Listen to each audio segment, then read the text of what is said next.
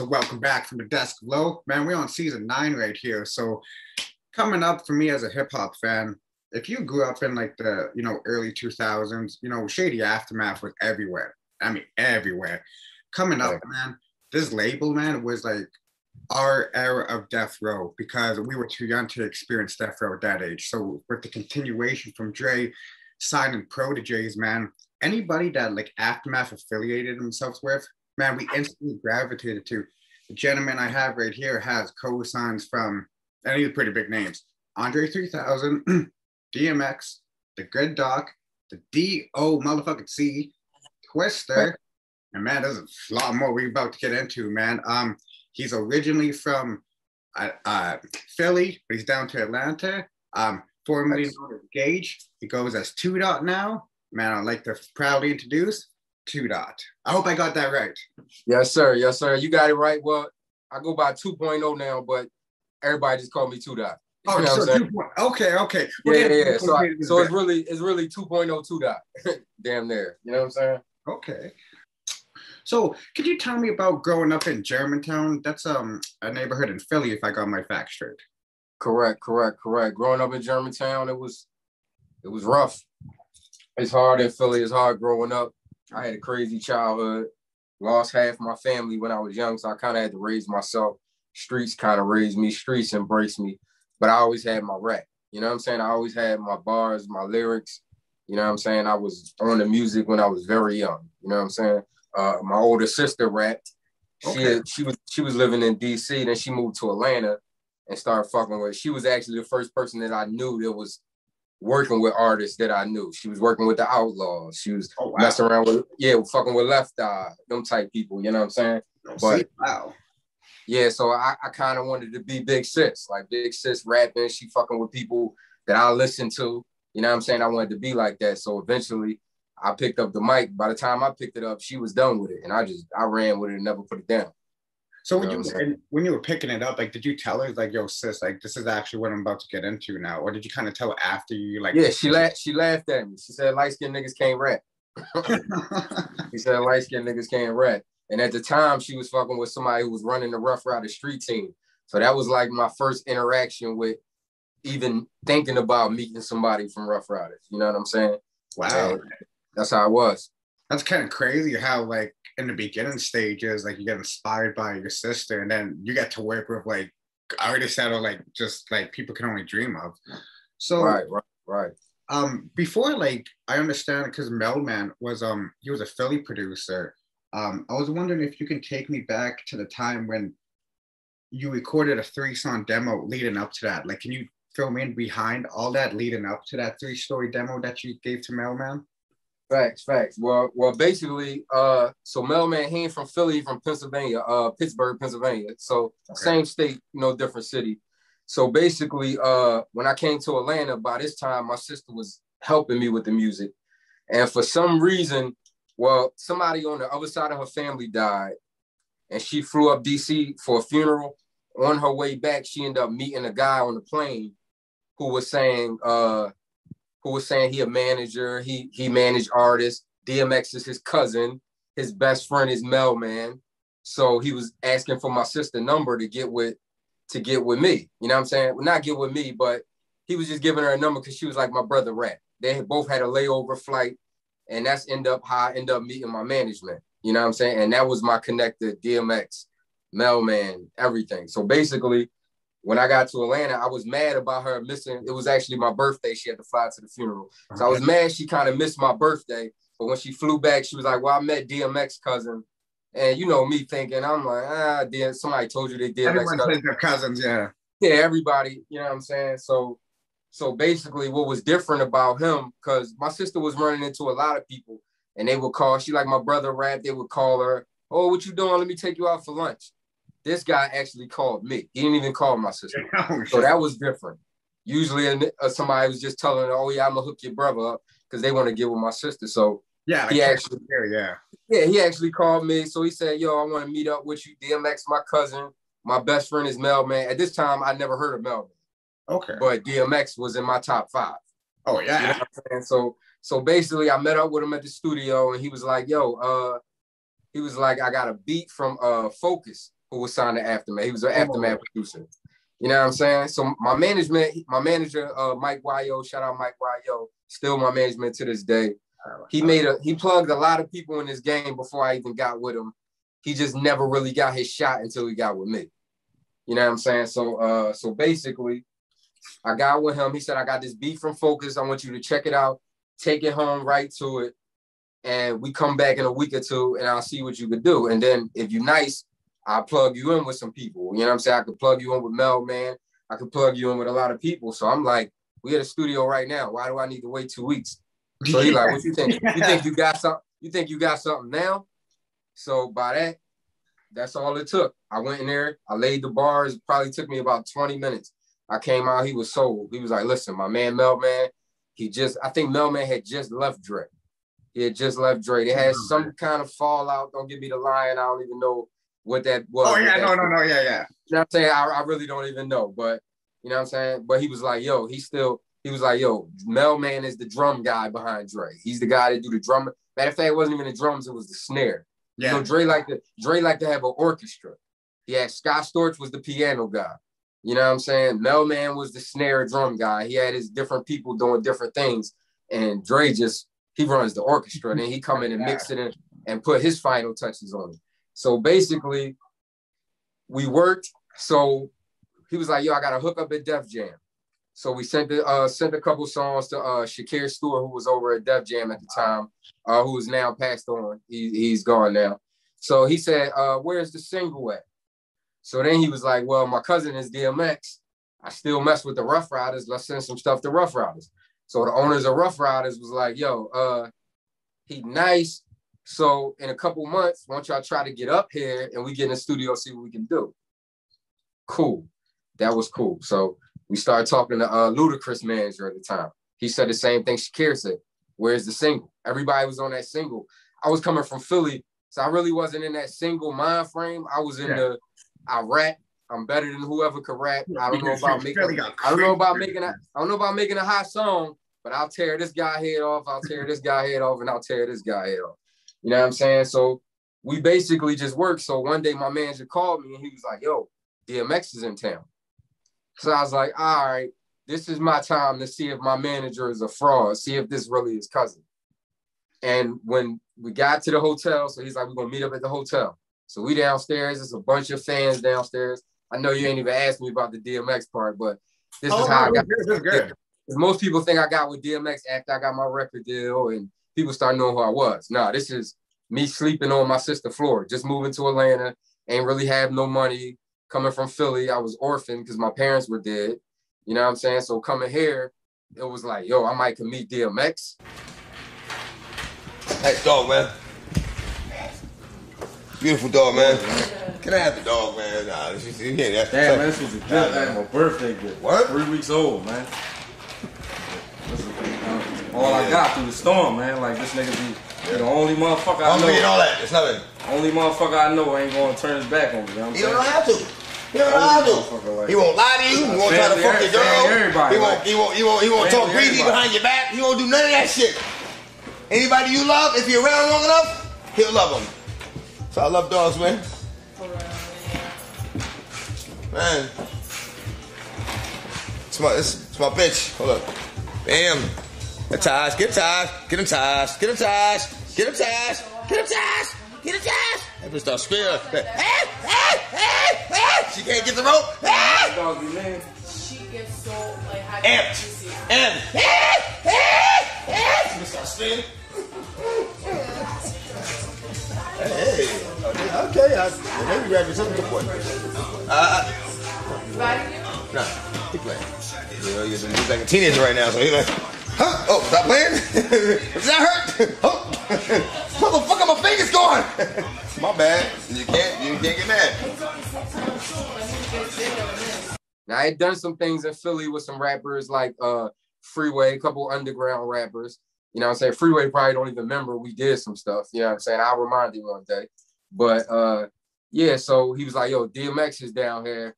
He over at the hotel. So we go to the hotel. Now this is 2003. So X, I think he was dropping like Exit Wounds or one of them big movies. Yeah. So he was still at the height of his career. You know what I'm saying? So when we get to the hotel, it's groupies, everything outside. So I'm like, oh man, I don't want to seem like a groupie if my manager is lying and he don't really know this guy. Yeah. So he like, yo, I just talked to X on the phone. He about to come down. He want to hear you rap. And he said, yo, if you corny, he gonna tell you about yourself. So my manager started prepping me, yo, don't just be sitting there still because X will tell you, X will he'll snap on you and then never mess with you again. And he's coaching me, and I'm already in my head like, I love DMX to death, but I'm about to show him something. Yeah. You know what I'm saying? So he came down there, because I'm a different kind of breed. Like I've never been scared of an artist. Like I always looked up growing up. I was like, yo, Eminem is a demon with the bars. But if I had to rap against him, I would just do it. Yeah. It's not a fight. I'm not fighting Mike Tyson. I'm not gonna leave bloody. Even if he destroys me, okay, that gives me the story to tell somebody, hey, I battled Eminem. Exactly. You know what I'm saying? I've always been that character. So I'm listening to my manager like, okay, but I'm thinking in my head, just make sure you know this guy. Don't you prepping me, make sure you know him. So I see X coming out. He runs right to my manager. Cuzzo, how you been, cuz? And I'm like, so I further found out my manager is really, X used to live with my manager. Oh, shit. So he's the one that got him with his ex-first manager before Rough Riders. Yeah. You know what I'm saying? And got him rapping and everything. X talks about him in his book. But at this time, I didn't know X had a book out. You know what I'm saying? I didn't read it. I didn't. Yeah, it's called Earl or something like that. Yeah, so autobiography. He comes down. Right. So he's like, oh, you the guy that rap? I'm like, yeah, I rap. He was like, let me hear something. If you corny, I'm going to tell you about yourself. So I remember the first thing I said, okay, I got something for him. I said, I'm a good fella like Henry and Paula, gripping the llama, shoot at your baldy. And I pointed to X bald head. So all the people outside, groupies out there, they're like, ooh, like he just pointed at DMX bald head and said, I shoot at your bald head. So instead of X telling me if I was good or not when I was done, he said, oh, that's how you coming? Watch this then. And he started going at me. Oh, yo, when the dog's off the leash, I'm gonna bite you. Pointing all in my head. So after he did that, I came back. He came back. He looked at his cousin. He said, yo, shorty riding with me all weekend. Get in the car. Oh, you know what I'm saying? So that was my first meeting at DMX. And that's a story in its own. I mean, from there, we went to the mall. And I never seen no shit like this because this is a big mall I go down here called Lenox. Yeah. If anybody knows about Lenox Mall in Atlanta, this is where all the celebrities go to shop. You never know what celebrity you'll see in there. I walk in there, I see Fabulous walk by me. I see celebrities. And it's so many celebrities walk through there. Nobody, it's just regular. Because in Atlanta, you can currently just see T.I. or somebody out and about at the mall or at the car. I see T.I. riding past my house a lot. You know what I'm saying? I came out my house one night and Offset and them was shooting Migos and I'm shooting a video on my block. Like, so Atlanta is like that.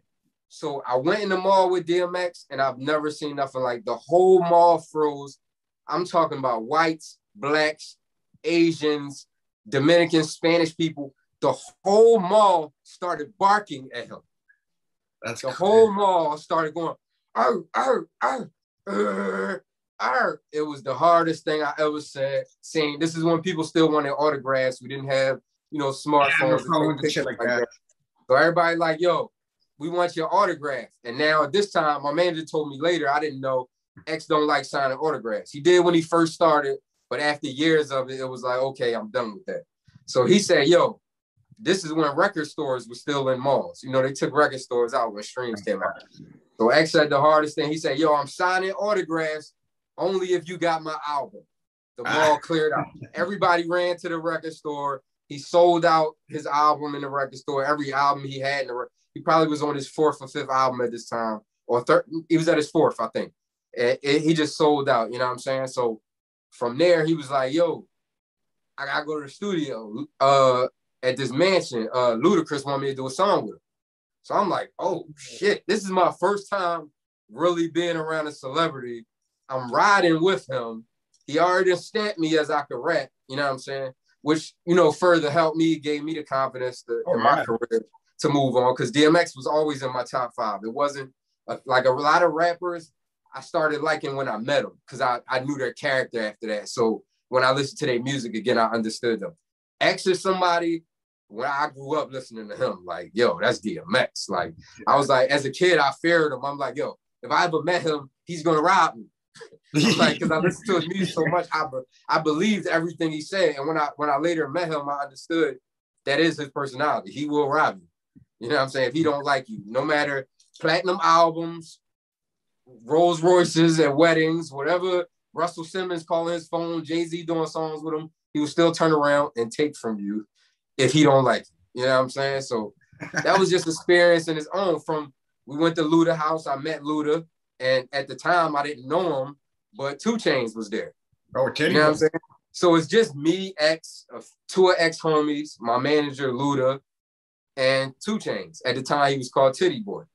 You know what I'm saying? So X and Luda did a song on Luda's album called Better Honey. About this. Put Your Money. That's the one they did that night. So keep in mind, I'm on cloud 9 because I'm a kid. I just turned 20 years old. Oh, shit, yeah, you young. Just turned 20. So I'm like fresh in the game. And I just came from Philly not too long before that. So coming from the streets, seeing this, I'm just like, yo, I can't wait till this night is over so I can call everybody and tell them what's going on. I'm in Ludacris or anything. Yeah, and this is at Ludacris height of Ludacris career. So at Ludacris career, they're doing a song. I'm like, the night can't get no better. And you can stop me if I'm rambling on about this. No, that's good. That's good. I need to notice. Yeah, so, you know what I'm saying? So from there, we chilling, they did the song, and I'm like, yo, I'm sitting back, and my manager's looking at me like, I told you, listen to me. He ain't saying it, but I can see in his face. I told you, listen to me, and I'm gonna get you at least. You ain't getting signed off this, but this is the atmosphere you have to be in, because you got to be in the rooms that you got to be in to get where you're trying to be. Yeah. You can't be just on the block and think Dr. Dre is gonna find you. Yeah, you know what I'm saying? So right there. Right. So I'm like, okay, I know this night's about to be over. Everything's about to end. Ludacris gets a call. He's on the phone. He said, okay, I got DMX with me too. And keep in mind, me and my manager didn't drive. We're riding with DMX. So we got to go where he go. Usher gets a call. He gets off the phone. He says, yo, Usher's having a private party. We there. I'm like, what? You know, at this time, it's like, I understand these type people. They're all regular people at this time. Yeah. But at that time in my life, oh my God. I'm like, yo, I feel like I'm at a award show. It's like I'm at a award show. I could die today and I'm happy. You know what I'm saying? So we ride and keep in mind, if anybody out there is watching that has ever rode in the car with DMX, I guarantee you it's more scarier than any roller coaster you will ever go on. DMX, I feel like his cars drive sideways. He'll jump in the highway. He'll jump over 5 lanes. Like, oh, shit. Yeah, like, you know what I'm saying? Like, we ride to the joint. Everybody in the car is scared. We on cloud 9. I'm rolling up blunts back to back. We just smoking blase blah. So we get to the party. I'm like, yo, not only are we at the party, it's a private party. I'm walking in with DMX. It's not like a big entourage with us. Yeah. So if somebody sees me, they'll see me right next to X. And I'm the only rapper with us besides X. So X is keeping me close. You know what I'm saying? So listen, we walk in. First thing I see, it's a security at the door. They're like, oh, DMX is here. DMX is here. So they telling everybody. We walk in, normal party, you walk in, you see people. You see security, maybe see the desk. I walk in and see a fucking giraffe. Oh, shit. There's a fucking giraffe at the fucking door. I look over here, it's fucking zebras and shit. You know what I'm saying? So we walk in, Usher, MTV is in the building. I don't know exactly what they were filming, but they were filming Usher. And this one I knew, no disrespect to Usher, I love you to death. I know what you've done for the game. But this one I knew how big DMX was. When we walked in, all the cameras got the fuck off Usher. And he said, it's DMX, it's DMX. Yo, so cameras is on us. You know what I'm saying? Yo, it was just a crazy night. From there, we left. I'm thinking the night is over. So my manager called me early. I didn't even get to talk to nobody. Manager called me early in the morning. Like, yo, X wants us to come to the hotel. So I'm like, oh, shit. So basically, I go to the hotel. X is packing the car with the bags. I'm like, damn, X leaving. But I'm so happy he's leaving because I finally get to call all my friends are back in Philly and tell them what a fucking night I've had. All X bags is packed in the car. He said, yo, call them motherfuckers downstairs. I'm staying for the rest of the weekend. Fuck it. Come on, shorty, we out. I'm like, oh man. So we had the whole weekend. I actually posted DMX started giving me clothes. He gave me a couple outfits. He gave me an outfit with some guns all on it, which I actually have the footage. I'm working on a documentary now, but you'll see the footage of me and X years later, talking about the outfits, because I was like, yo, I almost got locked up in it because it had guns all over it. And he tells a story about how he did get locked up in it.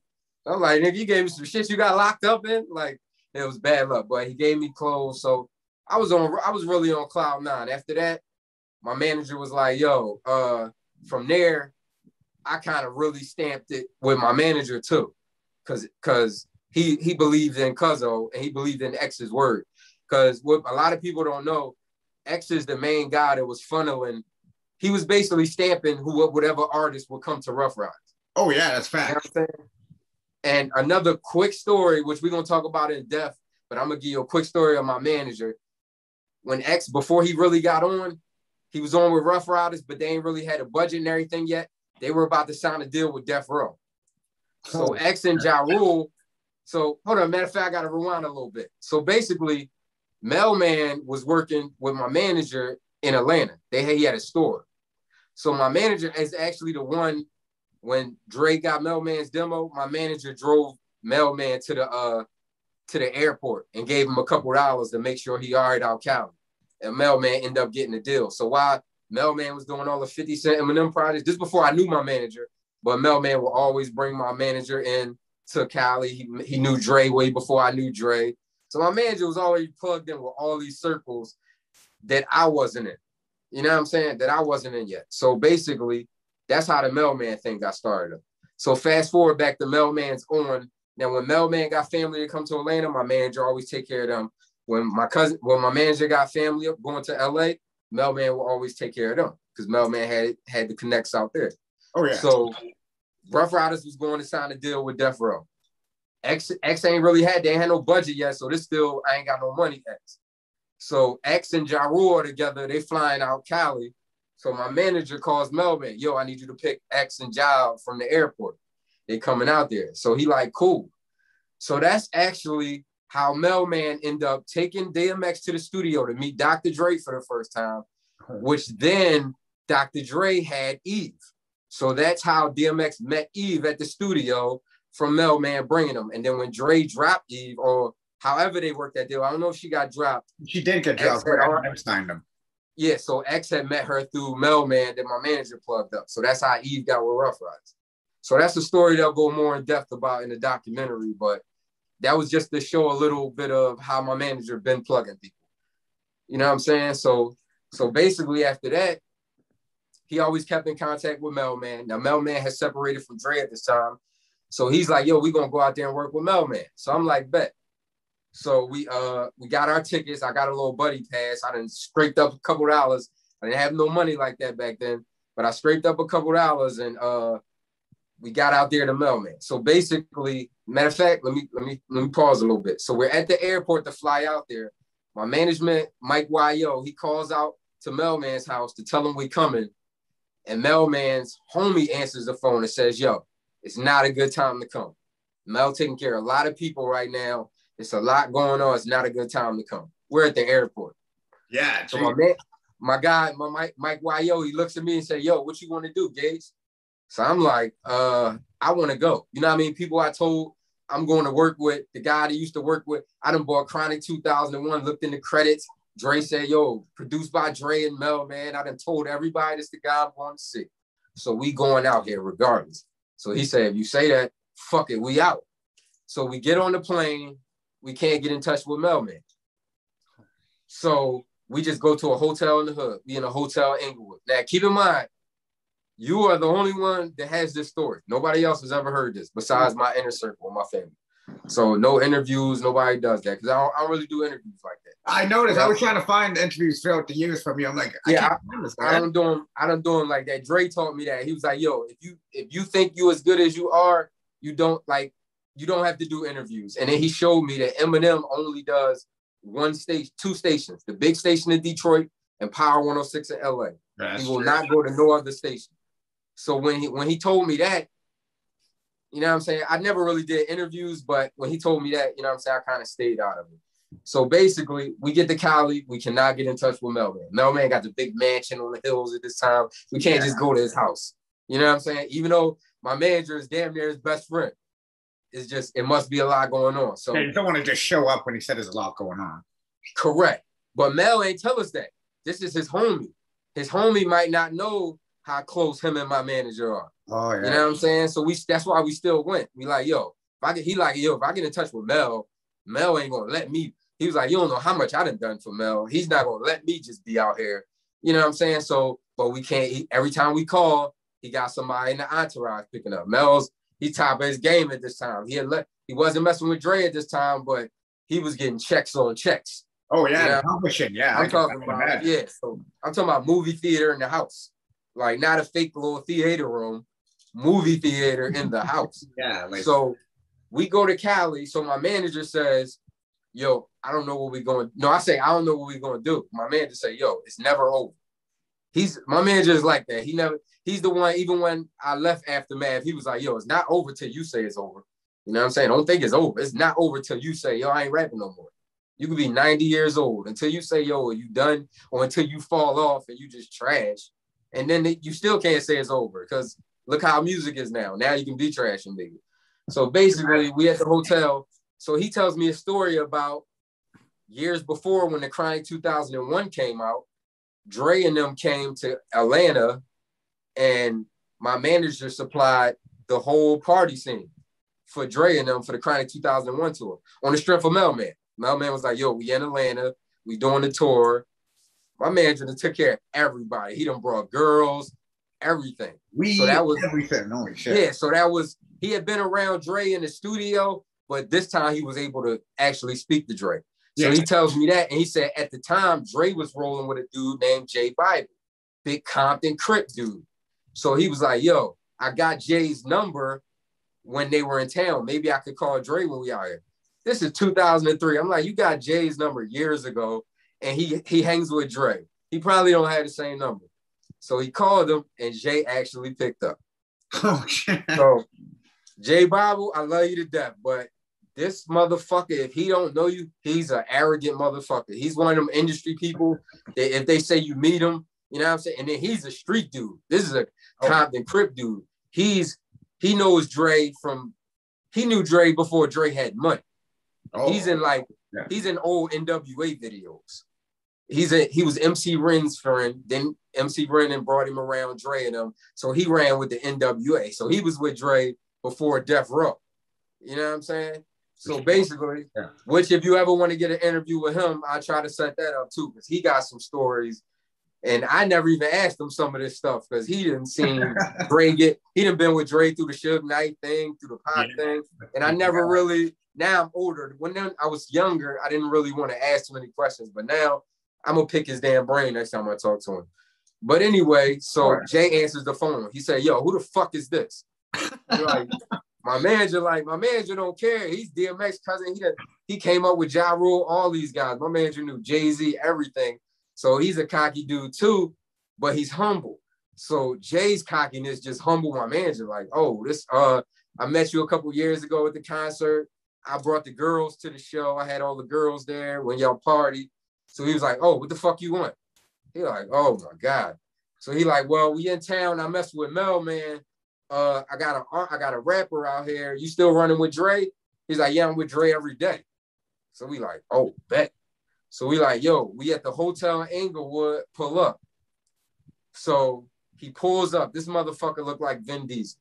He's one of them. He was 50 Cent before 50 Cent was 50 Cent. Yeah. I'm talking about straight. He's a Compton crip OG nigga. He pulls up diesel, brand new truck, rims. So we get in the car. He like, this the fucking rapper? I'm like, oh, shit. You know what I'm saying? I'm a little young guy. You know what I'm saying? I'm a little shy at the time. I'm laid back, quiet. He said, yo, you got a CD? I said, yeah. He said, yo, if this shit trash, I'm throwing this shit out and I'm telling you, get the fuck out of my car. And I'm like, yo, people really talk to human beings like this? Like that you don't know? Like, it's different if I know you and we have a problem. Yeah. And okay, I might go off the rails a little bit. But I don't even know you and we trying to bring you some business. We think we got some heat. So he like put it in. If it's trash, I'm gonna throw it the fuck out. So he puts it on. He hits play. I'm in the back seat. His system is garbage. I can't hear nothing. Listen, I gotta light a blunt for this one because this was my first step toward Aftermath. Now keep in mind, my manager was like, "Yo, I got plugs at a lot of labels. I know Irv and them and Murder Inc. I know Russell Simmons. I know Lior, like from Get Being with X. You know what I'm saying? So basically, he like, where you want to go?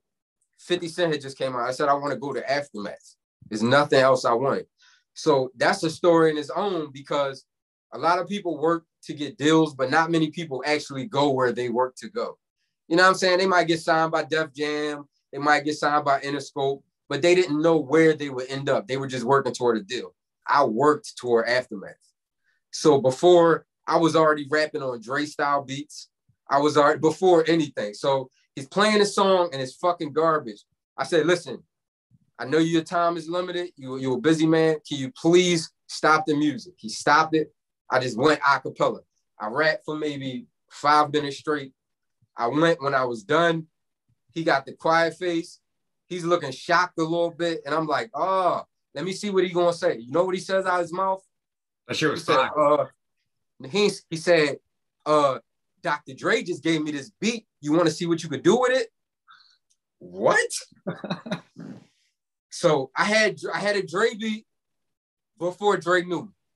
Oh, yeah. I don't even know if Dre know the story. You know what I'm saying? Because Dre and my man Jay was so close, he was always giving him chances to bring artists in, but he never got to deal with nothing. He's a one and done. Like when Eminem said you only got one shot, he was talking about Dre. Dre can listen to you today. If he don't like you, you can come back 5 years later, 110% improved. He don't want to hear you. You got one shot with Dre, which was kind of scary. Like, you know what I'm saying? You got one shot. So basically, he gives me the beat. So we take the beat. We thinking we going back to Atlanta to do it. So we get to the hotel. Mel Man calls. Finally got Mel Man. He said, yo, pull up at the house. So we said we got a Dre beat. So we actually stayed at the crib. His sister was living there at the time. His nephew, his homies, his sister was the cook in the house. So I stayed there a week. So I was there a whole week before we even started recording. I ended up knocking out the Dre beat. And then Mel gave me 3 beats. Oh. So I didn't get to record the Mel joints. I think I recorded 1 because we didn't get to record till the last night I was there. I was there a week. We get back to Atlanta. We send them actually back to Jay. Jay is the guy that pulled up in the hotel for the Harris and said, if your shit trash, I'm gonna throw your shit out. Yeah, the street dude. Yeah. So we get back to Atlanta. We recorded. We send the music with Jay. At this time, like I said, you only get one shot with Dre. So Jay's not about to take me to Dre. He took me to Mike Lynn. Mike Lynn was the president of the Interscope at the time. You know what I'm saying? So Mike Lynn was like, he said the same thing everybody, the other labels were saying, okay, he's hot, but where's the single? Yeah, not really what's the single. He was like, he had really just brought in Game. So he didn't want to bring in another guy there would maybe competition or anything. Not saying I'm competition with Game or anything like that, but he didn't want nothing to mess up, you know what I'm saying, the deals they had in place that they were pushing through. But he gave me some beats, which eventually one of the beats ended up on Mobb Deep's G-Unit album. I got to find the beats to figure out which one it was. Actually, 2 of them ended up being on Mobb Deep's joint, and one of them ended up on 50's Double Disc album, that second one he dropped after Get Rich or Die Trying. Massacre. Ended up on there. Yup. I think I know that Mobb Deep one that you're talking about because they had a Mobb Deep Dr. Dre track on one of their mixtapes. It was like Dance with Them or something. I can't remember that, but they had a Dre beat and it never like got released. Well, I doubt it was a Dre beat because I don't know if Mike Lynn believed in me enough to give me a Dre beat. Okay. He didn't really see. He just heard the songs I sent. I actually rapped in my guy Jay's face in the car because his system was trash. So he felt I should give him this Dre beat. It's nobody. He's from Compton. He didn't know nobody on the West Coast. Like until then, Game was really the only person that was rapping out there. It was more, you know what I'm saying, West Coast rapping, but Game was the one that solidified them, like hitting bar. Besides Corrupt, but Corrupt was born in Philly. Yeah, Game took it. I always say like that documentary, like that took it like to the next level of like West Coast rap. Correct. So basically, Michael and heard the stuff. He was like, he cool. So we'll keep the option open. I sent J Bible about 300 songs, maybe over a 3-year span, from 2003. No, 2-year span to 2003 to 2002. Now, keep in mind, Jay's always a cocky guy. Jay never calls my phone. He's always gonna call my manager. I don't want to talk to the artist. I want to talk to the guy who's handling the business, which I handle majority of my business now. But at the time, I didn't know nothing about the industry. I was a guy kid. I don't, if an exec say L.A. Reid or Russell Simmons call, I don't want to be the one to talk to them. I need somebody who actually has met them and can talk their language. You know what I'm saying? Is not scared to talk industry talk. You know what I'm saying? So Jay always called my manager. After 2 years, we sent maybe it was actually 5 songs. Okay. 3 songs got me the deal, but we sent a 5-song demo. We believed in it so much. Me and my manager, no disrespect to Dr. Dre or J Bible, but we said, yo, if these motherfuckers don't like none of these 5 songs, fuck them. Like, fuck them. We gonna go to Murder Inc. or somewhere, or Rough Riders, or Def Jam, or whatever, Rockefeller. Or whatever, like the options. Yeah, we'll give up this Aftermath dream if they don't like these, because we've sent 300 songs. Now, come to find out, Jay ain't take none of them 300 songs to Dre, just because, like I said, you only got one chance. Yeah. So he finally took these 5 songs to Dre, and this cocky motherfucker calls me maybe 9 a.m. in the morning, and he's in Cali, so it's even earlier there. And this cocky motherfucker is like, hey, you up? I'm like, why he talking to me like this? I'm in my bed. I was asleep. I was like, yeah, I'm up, because he's never called me. Yeah. And when I have talked to him, he's all, yo, y'all sending this motherfucking music or what? This shit better be hot, y'all send it. He's like, you up? I'm like, what's up? He like, yo, Dr. Dre love your shit. He's been listening to it all weekend, him and his wife, all weekend. Now keep in mind, let's run it back. Rough Rider said, yo, next month, if you can get up here, fly up here on my wallet. No disrespect to them. I got love for DNY. Shout out Rough Riders. But it was like, if you can get up here, we'll see if we can get you in the studio, see if we can put you with some producers we got or whatever. And we'll see what's up. I think X was locked up at this time, if I'm not mistaken. So basically, I'm like, okay, Shakir Stewart at Def Jam say, yo, what's the single? Ludacris Manners at the time, yo, what's the single? Everybody was talking about what's the single. Dre said, what's your full name so I can book your flight and your fucking hotel? I need you down here.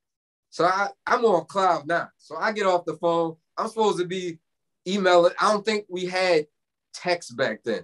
I think I was supposed to email them my name and stuff. So I forgot to email them motherfuckers. I started calling everybody because my manager, I got to call him. He didn't know. Yeah. Jay usually calls him. Jaden called me. You know what I'm saying? So I'm calling him. I'm hitting him with the same voice. Yo, you up? He like, what's up? I'm busting a move. Can I call you back? No, you can't call me This back. is important right now. Yeah. You sitting down? You know what I'm saying? I see that in movies and TVs all the time. Oh, you sitting down? Like, I actually said this shit. He like, what's up, man? I said, yo, Dre want me to come out Cali. He said, you're lying.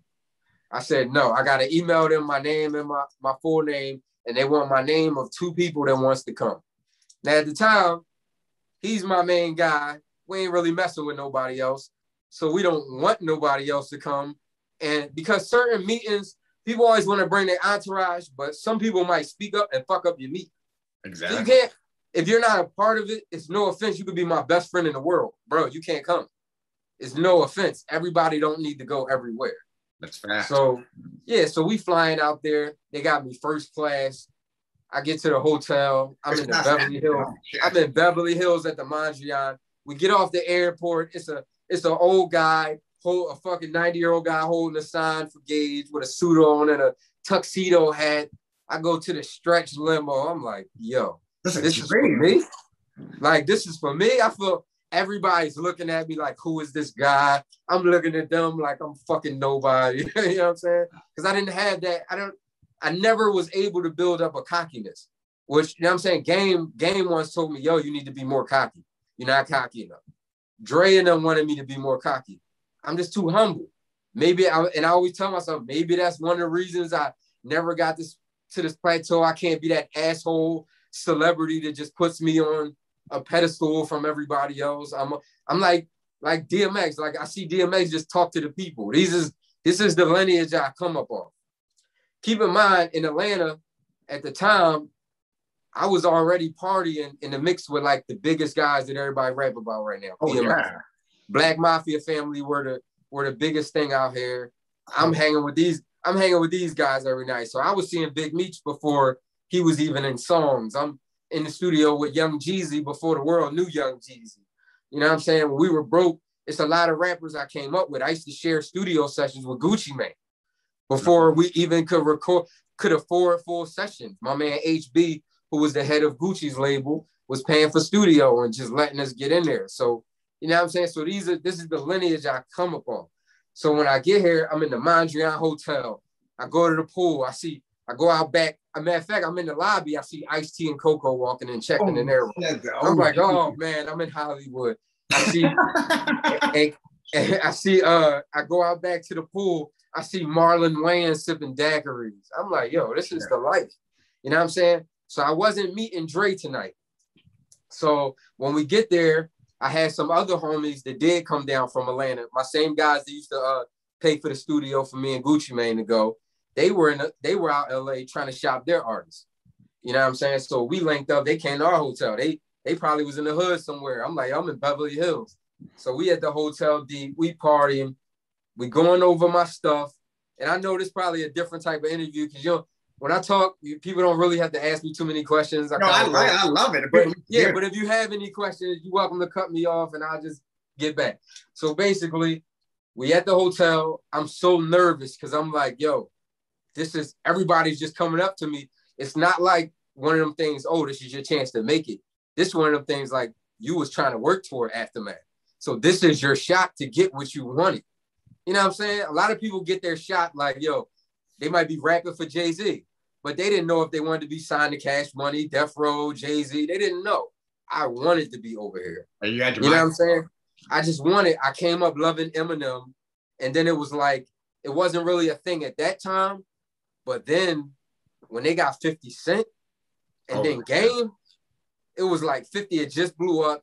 Game was about to drop when I was going through this. Oh, so basically, wow. Yeah. So Game album came out. So I'm in LA. We in the hotel, nervous as hell. Everybody's going, what you gonna do? What you gonna do? Making me even more nervous. So the first night, it was just, yo, you could just chill, have fun, enjoy Cali, enjoy LA.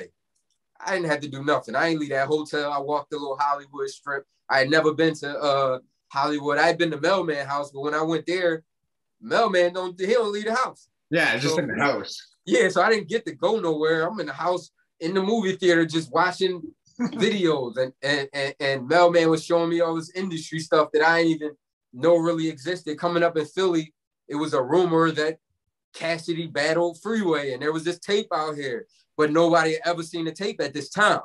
Mel Man's like, yo, I got the footage. I'm like, nah. I watched that battle in the fucking movie theater. What? I'm calling Philly like it exists. It exists.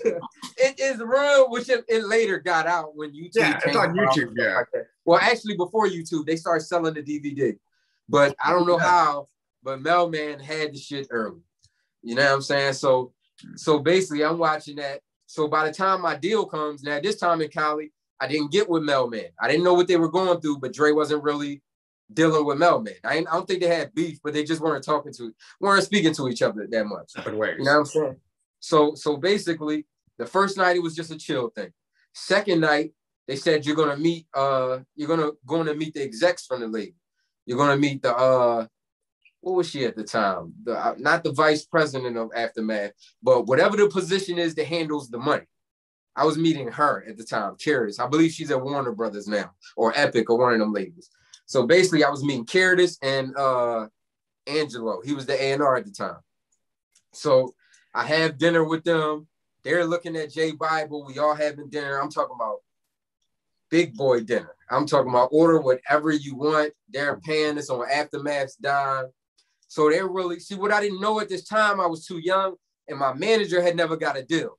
You know what I'm saying? Not had got a deal, but he was with X through X's whole process. but he probably wasn't in the meetings or the dinners with the execs. So we didn't know at this time. They're checking me out to see if I'm a celebrity. I didn't know that. I'm chilling. I'm laid back, enjoying it. I'm not talking too much. I'm in my head still like, yo, what am I gonna rap for Dre? Or what am I gonna let him hear? What song should I let him hear? Because Dre is a tough cookie. I don't know. Then he makes beat. He one of the best producers. What if he don't like my beats? So it's going through my head. So they're talking to Jay Bible, my guy. They said, if you trash, I'm gonna throw your shit out. And they're like, oh, you finally got one, huh, Jay? You finally got one. So that let me know Jaden brought 1,000 artists to Aftermath. He just never had no luck with none until I came along. You know what I'm saying? So basically, they're talking to us. They're filling us out. She's like, oh, we finally got one, a light-skinned guy with green eyes, too. We'll be able to market you. I'm like, okay. At the time, I was a fat motherfucker. I probably was 209 or something like that. I'm only like 5'8", 5'9". So I was a fat motherfucker. So I'm like, oh, they're going to have me get in the gym. They got 50 Cent and game is cut the fuck up. Both of these niggas look like heavyweight champions. I'm a little chunky nigga. So basically, the next night was the night I was supposed to meet Dre. So the whole day, I'm damn near pissing myself because I'm like, what the fuck am I going to... I got... Now I'm gonna keep it 100 with you. I'm the type of person, I always have one verse in mind, but I cannot remember none of the other verses. So whatever verse I got in my mind and I could think of them first couple lines. Now any rap I got, if I could think of the first lines, I could come with it. So I'm thinking in my head like, fuck, I only remember this one verse. What if Dre wants more than one verse? Because I hear stories of people had to rap for Jay-Z, and when me and DMX we went for round and round. I'm like, oh, what if he asked me to go round and round? So I take a duffel bag of rap books with me. And I had maybe a couple scripts I had wrote at the time. I was writing poetry and scripts. But I still got the duffel bag. It's in my closet. It's maybe 300 books in there. I don't write no more, so I don't have no notebooks. You know what I'm saying? But at the time when I wrote on paper, bro, I had 1,000 rap books. So we get to the studio. My manager had like a bulletproof suitcase filled of CDs. I had, like I said, we sent maybe 3 songs for 300 songs down Cali before these 5 songs got to him. So he had a whole bulletproof case full of CDs of mine. This back when everybody had CDs. I got the duffel bag. We like, yo, just in case Dre asked me to keep rapping, I got rap books. So we go in there. So they don't take us in to actually meet Dre. They take us in a fucking glass room where we can see Dre making the baddest beat in the fucking world through this bulletproof glass. We hear the beat and we got to just watch him and get more intimidated for another hour. So I'm sitting here more nervous now because now I actually see this motherfucker. Yeah. I never met Dre till the night I got my deal. You know what I'm saying? So I'm in here shaking in my boots. So I got my rap. I'm trying to go through him. The chick I said that I'm gonna call her a chick. The person I said that writes the checks, career.His Pastel. She comes in. Oh, you ready? Then this guy comes in that looks like Dre. I'm like, who the fuck is this guy? He was like, what's going on, man? And walked out. It was like, yo, that's Dre's older brother. I'm like, I didn't even know he had an older brother. Oh, shit. You know what I'm saying? Because he don't speak on that. I know he had a younger brother that passed on, got arrested. Yeah. You know what I'm saying? But I never heard nothing about, you know what I'm saying, an older brother. But I wasn't the biggest Dre historian at this time either. And the internet wasn't accessible back then. Yeah, I'm listening to this beat and I'm like, yo, what if he asked me to rap to this beat? I am not worthy of this fucking beat. I don't give a fuck. None of these raps in this book is worthy. So we're in here an hour and then somebody goes in there and taps Dre. Dre looks through the glass and sees us and points at us like, oh, that's dumb. Okay. And cuts the music down. Tell him come in here. I'm like, oh shit. This is what I worked for. This is the make or break a moment. I got my rap in my mind. The one I'm going to say, I keep repeating in my mind the first lines. Because if I forget the first lines, like I said, I won't remember none of the rest. But if I can get the first lines, the rest will just flow. So I'm like, He like, what's up? You Gage? I'm like, yeah. I'm like, you want me to spit? What you want? Oh, we got the CDs. I said, I got 300 rap books with me. Whatever you want to hear. You know what Dre says to me? He said, nah, you the shit. Can we do some business? Oh shit! Oh, shit. I almost fucking fainted. After like hearing that.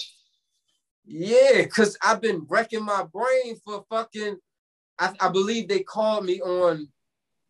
They probably called me on a Saturday morning or Saturday afternoon, or maybe it was Sunday. They called me because I think I flew out the next day or two. Yeah, they called me on a Sunday morning. So, you know what I'm saying? The whole from Sunday to flying out Monday or Tuesday to first night chilling, second night meeting the execs, third day lounging until I actually went to the studio at night. You know what I'm saying? I went to the studio maybe 7 p.m., 6 p.m. Cali time, something like that. So I've been wrecking my brain for damn near a week. Like, what am I going to rap? What if he don't like the rap? What if I don't spit it hard enough? See, I knew DMX come from battle rapping. If I just spit it how I spit it in Philly, he's going to respect it. You know what I'm saying? So I don't got a baldy line for Dre to spit at Dre and say, I'm going to shoot at your baldy or nothing to catch him. So when he say you the shit, I turns around. His older brother is right there and says, yo, and to this day, I promise you, I saw Dre's brother that one time. I've never seen him again in my life. Not a picture, not a video, not at the studio with us, not nothing. That one night, I turned around, he said, yo, welcome to Aftermath, brother. And I shook Dre's brother's hand, and it was like, I just ran. They was like, all right, well, walk around, meet people. I was like, no. I ran. I said, I gotta go to the bathroom. I said, I gotta go to the bathroom. I went straight to the bathroom and just called her. First, I called my sister that I was living with at the time. No, matter of fact, I had moved out from my sister. But I called her because she the one that hooked me up with my manager. I was like, yo, Dre said I'm the shit. He want to do a deal. She said, stop lying. Call me back when you ready to stop joking, and hung up on me. I'm like, all right, she ain't believe me. Called a couple homies in Philly. And at this time, my man just knocking on the door like, motherfucker, if you don't come out here and mingle, like, you know what I'm saying, meet the label. So, yeah, so I'm talking to Dre for maybe 2 minutes, and Dre like, all right, what I'm going to do is I'm going to get you with Angelo. We're going to let you pick whatever beat you want, and we're going to get you in the studio. I was there. They had me in Cali for a month. Oh, wow. My return flight was for a month. The night I met Dre, he hooked me up with them. I didn't see Dre no more that trip. Oh, wow. Because I was there for a month. Keep in mind, it's the same week. They give me the beats. I get to the studio that day. They said knock out maybe two or three songs. I knocked out 5 songs in one day. Oh, shit. They sent it to Dre. Dre cut my trip short. We like, yo, they said Dre getting you the fuck out of here. Your flight is tomorrow. I'm like, what the fuck? So I'm like, we calling Jay like, damn, he don't fuck with us. What the fuck is going on? And I had I knew he was going to like this motherfucking song I did. It was a hard ass beat. JR had did it. Producer JR had did it. Or JR wrote him. Oh, wow. Yeah. JR, he did the, so that's the access of type beats I had. But I didn't know who JR was. They just said JR did this beat. JR hadn't really done too much at this time. So basically I rapped on the beat, and the hook was, I'm the rap godfather. Why I'm this sick if I'm running with a doctor. And I knew that line was going to resonate with him. And to this day, people come up to me like, yo, was you dropping that song? I'm like, no, I'm not running with a doctor right now, because I never put the record out. And they still remember that song. But he cut my trip short, so we called in the label, what's going on? They said, no, Dre wants you to hurry up and get with your fucking lawyer so y'all can close this deal. Oh, and I didn't even know in my head, once Dre has said he wants to sign me, I can call anybody and say, yo, how much you gonna give me? Because Dre wants to sign me. I could have signed anywhere, because, you know, Dre don't fuck with no bullshit. Yeah. He just won't have a new artist if he can't. You see, he ain't put nobody out really since Kendrick, or he put out Anderson .Paak, but look at the time length it was between Game and the last Aftermath artist and before Kendrick. I can't even remember who he put out before Kendrick. You know what I'm saying? Lamont was supposed to be that guy, but we'll get into him after, because like you have a relationship with him too. So correct. So basically, I'll tell you this: Bishop Lamont was in the running to get signed at the same time. Yeah, that's the same time. Yes, exact same time. Dre had. Oh, let me run it back. Before we sent those 5 songs, J Bible, shout out my guy J Bible. He called us and said, "Yo, Jimmy Iovine just gave Dre a big check to sign some people." So that's why we end up sending them 5 songs, and we made Jay go send them songs. Like, my manager argued with him, let him hear them songs. I don't give a fuck what order you play them for. Let him hear them. Which Dre ended up picking 3 of them songs. That's why I say 3-song demo. He bought 3 of them songs for my album. And that was unheard of for a motherfucker to have, out of only sending 5 songs, for a motherfucker like Dr. Dre to say, yo, I want them 3.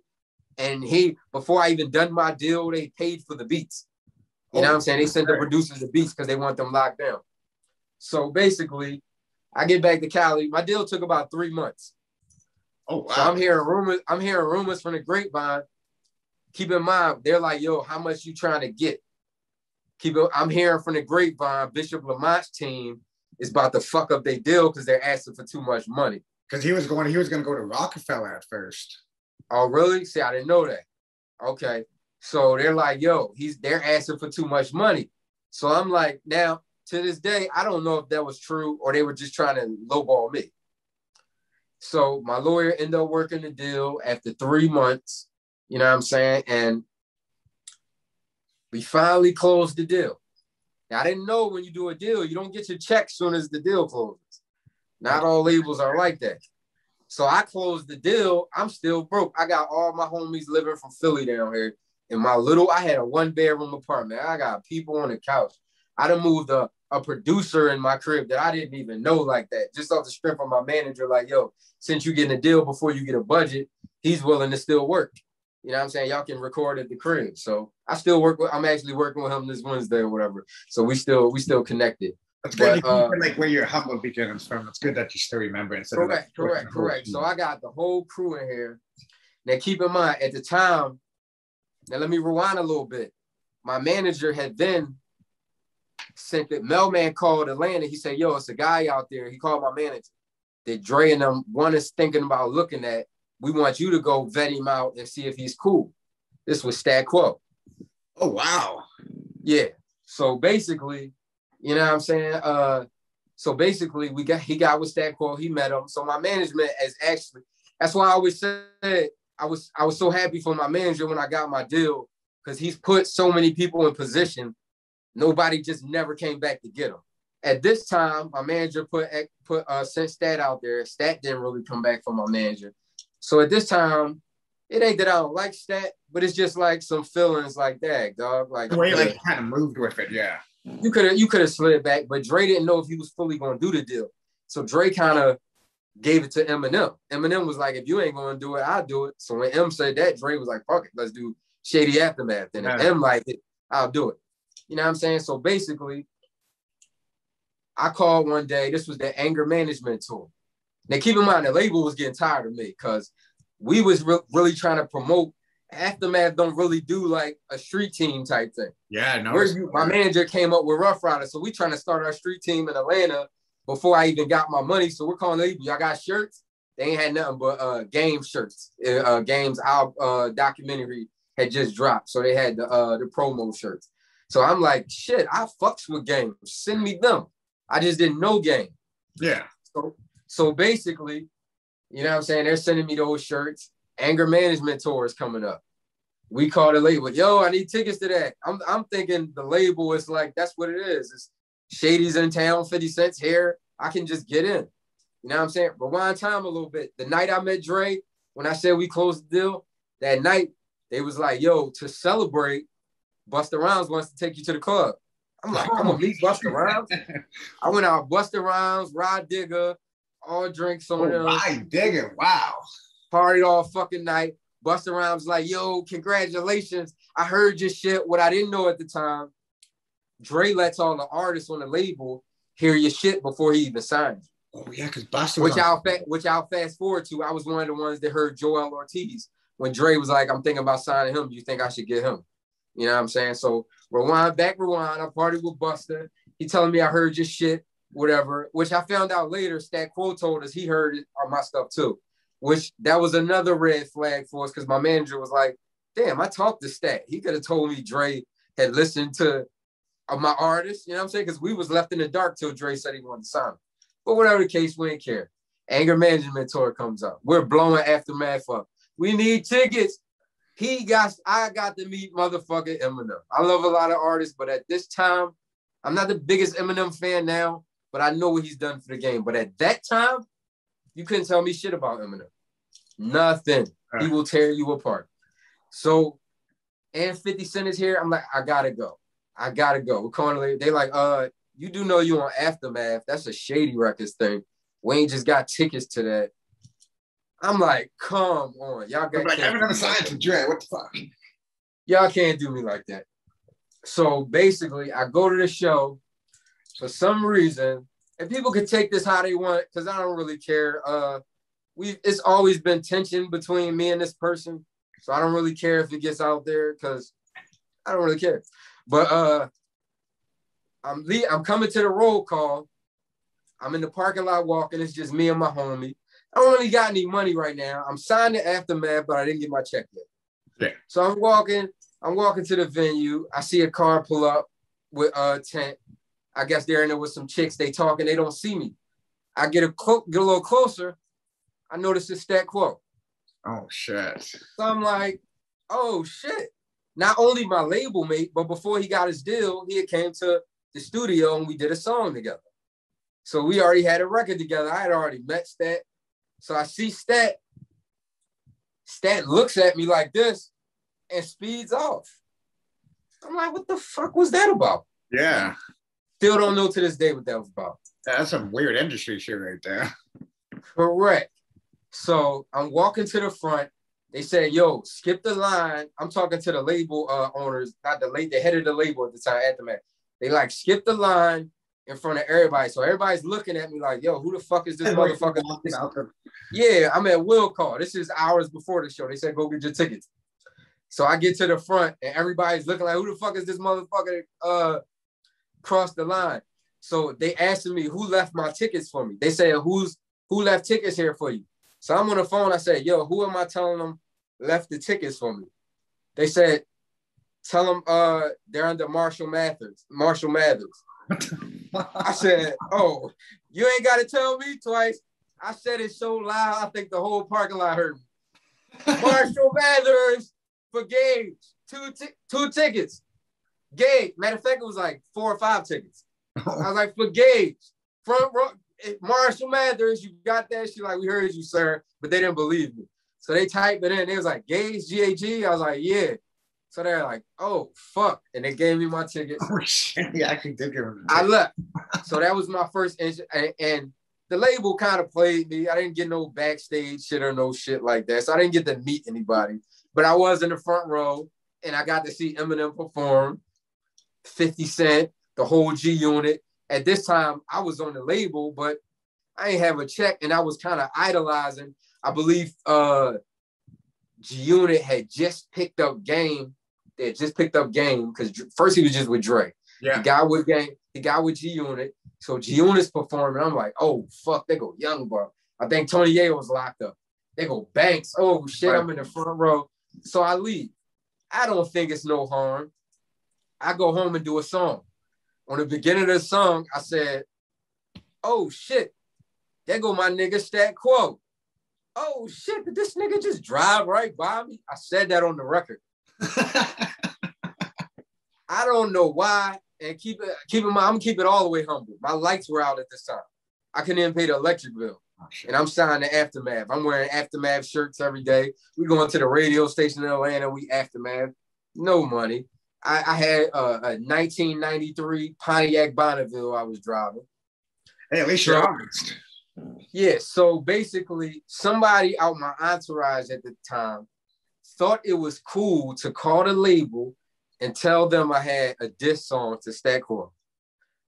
This is the same week that 50 Cent and Game started beefing. Oh, it's already an internal beef. So now the person in my entourage might have thought 50 Cent and Game shit was fake. So maybe they might like Gage and Stat Quo going at it. You know what I'm saying? No. Nigga, I hadn't seen or talked to Dre for months since I had met him at Cali. The label called my phone and say, Dr. Dre wants to talk to you. I'm like, oh, fuck. I put him on speakerphone because I got homies from Philly in here. They want to hear Dr. Dre talk. Yeah. You know what I'm saying? They don't believe I'm about to talk to Dr. Dre. So we go outside so I can have reception. And he was like, yo, what's this I'm hearing about? You got beef with Stat Quo. And I was like, what you mean? I ain't got no beef. He's like, I heard you got a diss song. I was like, no, which I wasn't lying. Yeah. I just said, I thought it would be funny to be like, yo, Stat Quo just drove right by me. I thought that would be something 50 might say on the song.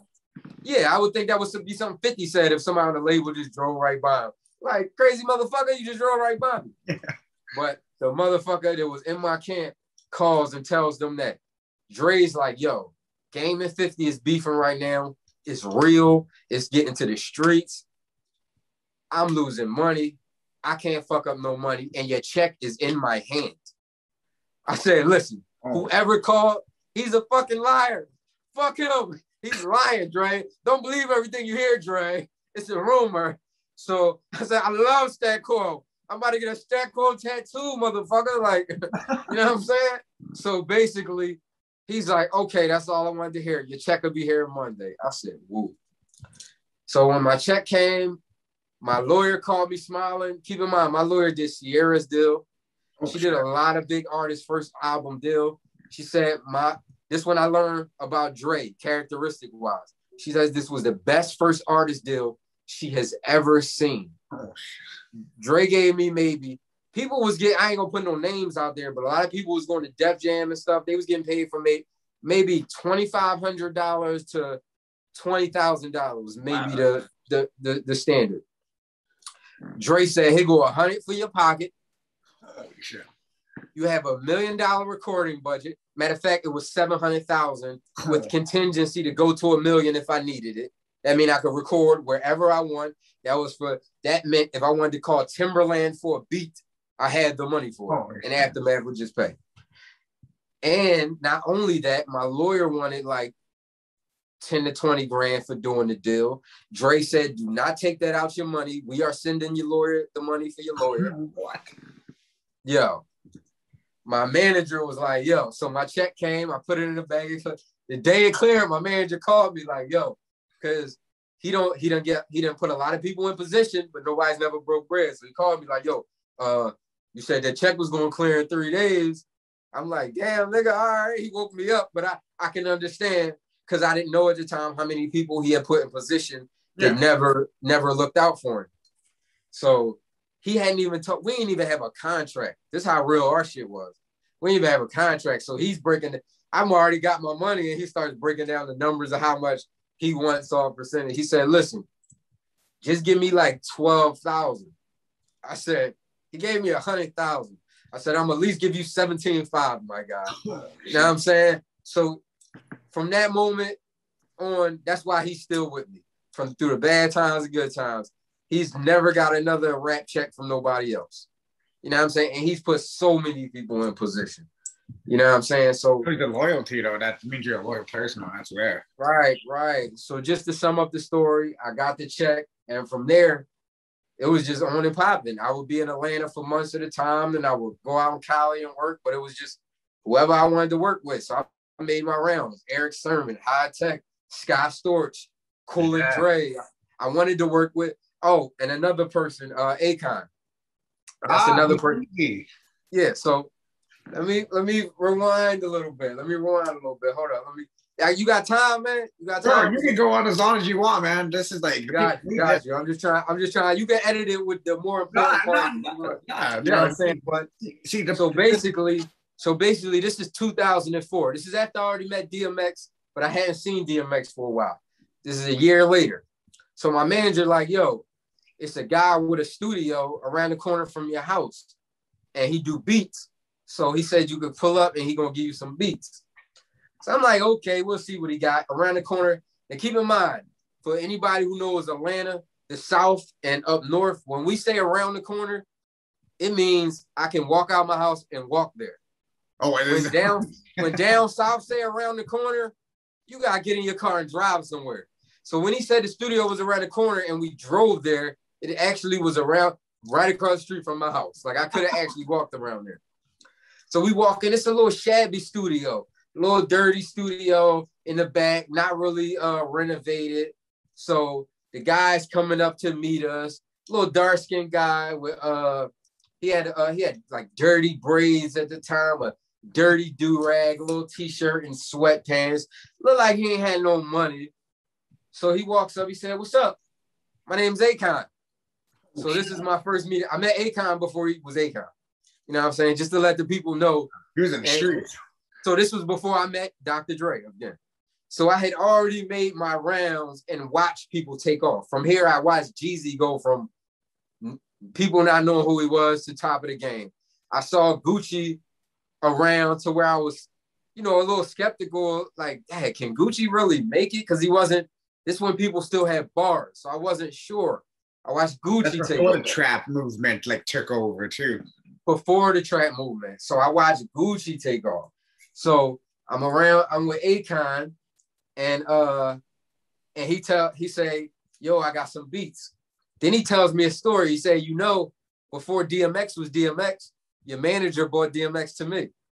So my manager had previously bought DMX to Akon before DMX was DMX. And way before Akon was Akon.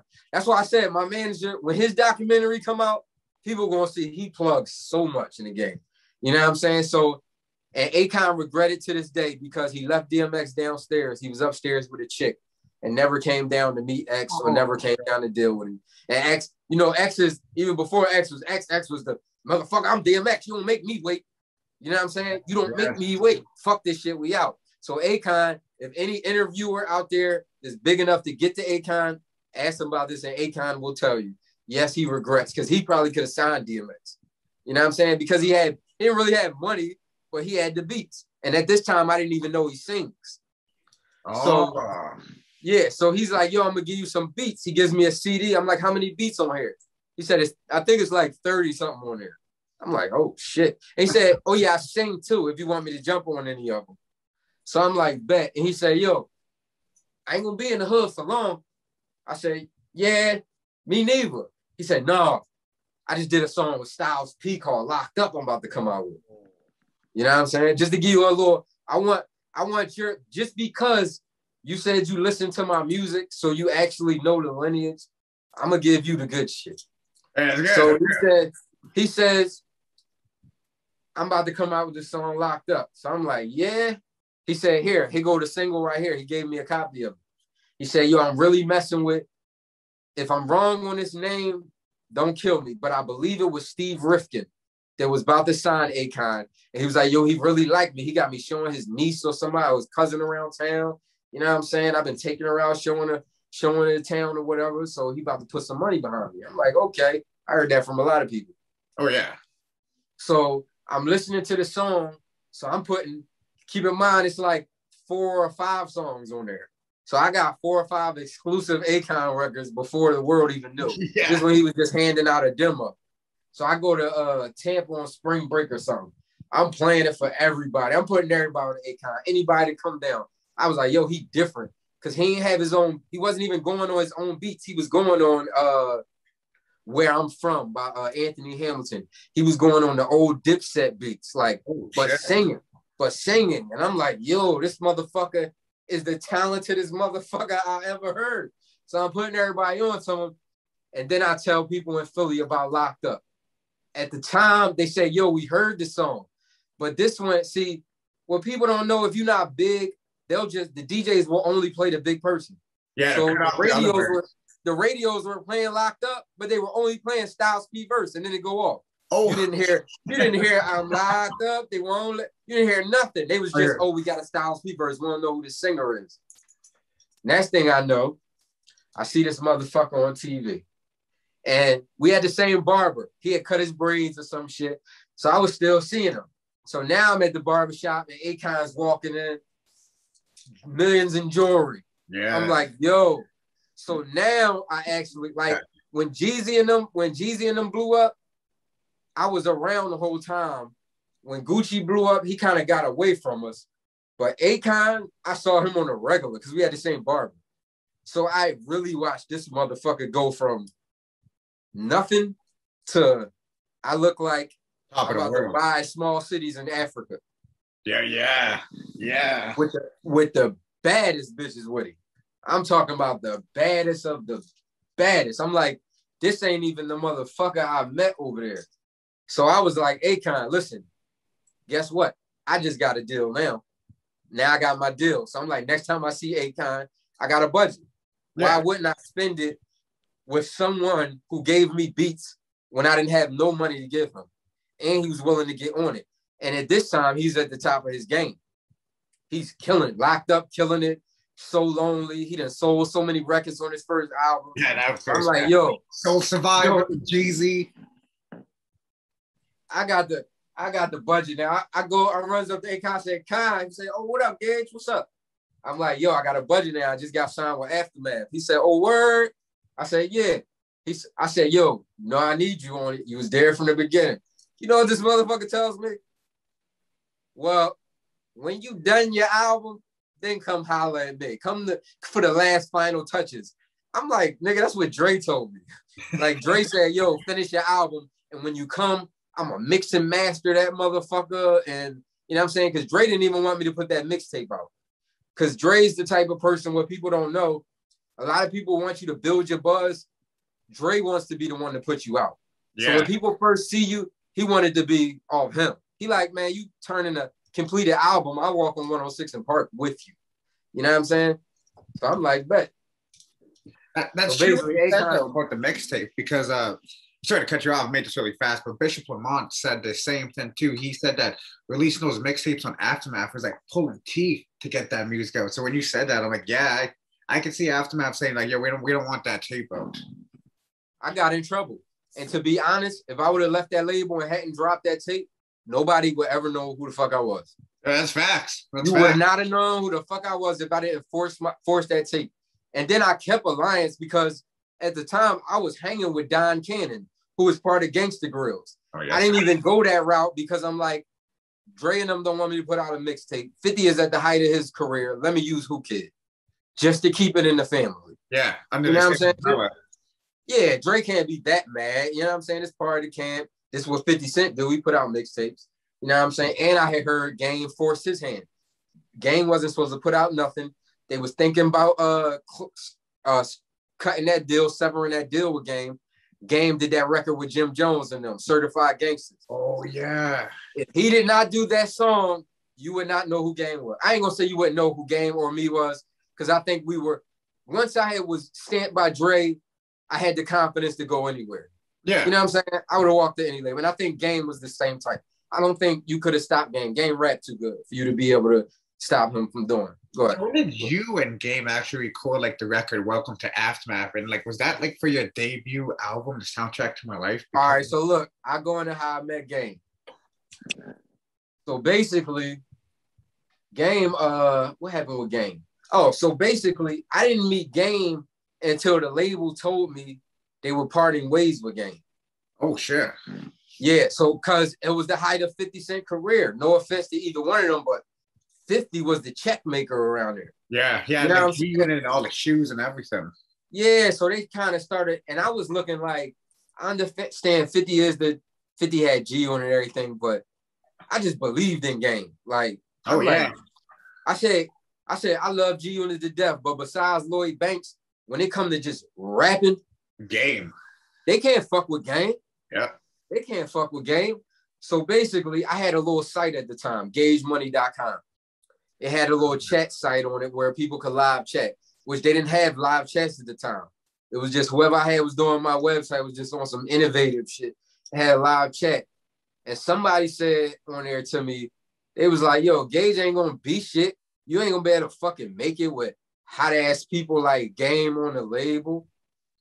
And my fucking ego, I was like, they about to get rid of Game. Just talking shit I didn't know on my fucking site. Next thing I know, the biggest radio station in Atlanta is calling my phone live, talking about, yo, you said Game got dropped. We're live on the air. I'm like, yo, you're kidding me. You're kidding me. So I'm sitting here. I didn't know they weren't dropping him. They were just moving him directly over to Interscope. Yeah. My big mouth being too quick talking. So next thing I know, if you don't know, in 2005, Game had some of the strongest internet fans. He had Beehive before Beyonce had a Beehive. So I'm getting death threats. I'm like, yo, all I was saying was he's not going to be on Aftermath anymore.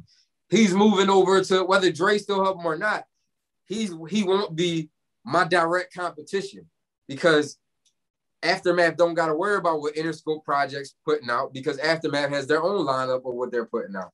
That's all I was saying.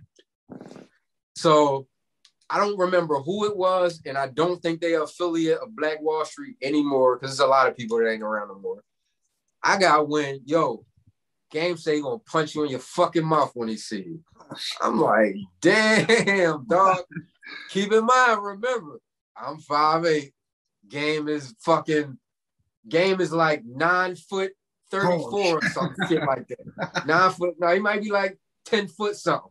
You know what I'm saying? And he's in the fucking gym. I'm a chubby little nigga at this time. You know what I'm saying? I love guns. I like gun. I got guns and shit. Now I'll fight anybody, because I ain't scared to take an L. You ain't, unless you gonna stomp my head until I die. I ain't scared to take an L. But I'm like, the only problem is I run with the strongest people in the world on the East Coast, and I run with the biggest gangsters. But when I go to Cali, it's just kind of me and J Bible. Yeah. And this one, I knew who J Bible was, because we were out one day. Keep in mind, LA, you just see people. He was like, oh shit, there go that nigga Game. I don't think I told Jay that Game said he was gonna punch me in my face. So I'm like, oh shit. But Game is by itself. So Game is just sitting out there. I don't know, he's in Beverly Hills or Mel, one of them spots in Cali. So we walking up the Game. I'm like, oh shit. But I'm not. I'm like, I'm looking at how long Game reaches. I'm like, cause I'm trying to make sure I keep a distance, so if he swing on me, I could at least dip. The first one ain't gonna hit. I got the chance to either, you know what I'm saying, counter. I don't even think I can counter. This nigga long arms is too long. I'm gonna have to really get in there. You know what I'm saying? But when J Bible walked up the Game, and I'm like, I listen to Game music. Game is blood gang. I'm like, I don't know how he gonna act. J Bible grabbed Game on the shoulder, like, "What's up, Chuck?" And kind of like shook Game, like I know you, like. And then I seen Game looked at me like, "Oh shit, you Gage?" So Jay kind of broke any ice that it was with me and Game, or any tension, with just that, nigga, I know your OGs, nigga. Like, you ain't gonna catch Gage out by itself. And then it started clicking in my head. Either Game is bipolar, or he never said he was gonna punch me in my face. You know what I'm saying? Which I later learned, knowing Game, he probably said he was gonna punch me in my face. You know what I'm saying, at the time, but it's just my affiliation with J Bible. Yeah. He from Compton.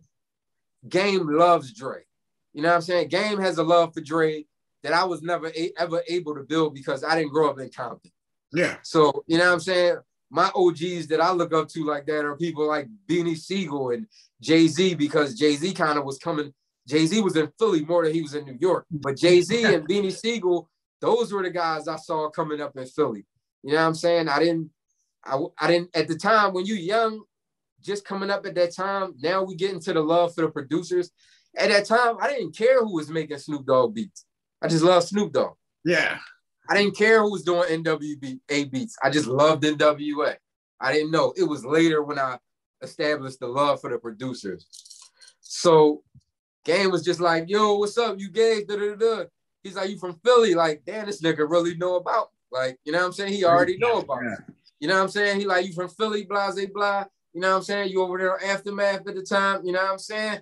And, I don't know if he cares now, but I know he did not like, for some reason, I didn't know if it was the newfound relationship between Bishop Lamont and Dre, but Game was not fucking with Bishop. So that's kind of why Game took to me more, because I think he wanted me to be the next for Dre to pop off, as opposed to Bishop. Dre. He wanted to be the last West Coast guy that Dre popped off, I think. You know what I'm saying? It really blew up. That was, you know what I'm saying? Which I understood that. You know what I'm saying? But it was like Bishop is over there, and Dre was putting us against each other. Because Dre had me in the gym out there, but Bishop had already been in the gym. So I come to the studio with Dre. Dre's hitting me with, Bishop Lamont. He at the gym doing pull-ups with 100-pound weights on him. So Dre was trying to cause them little not really beef, but just so I could go extra hard in the gym. Yeah. I could go extra, you know what I'm saying? Which I end up losing my weight, but it happened after my deal.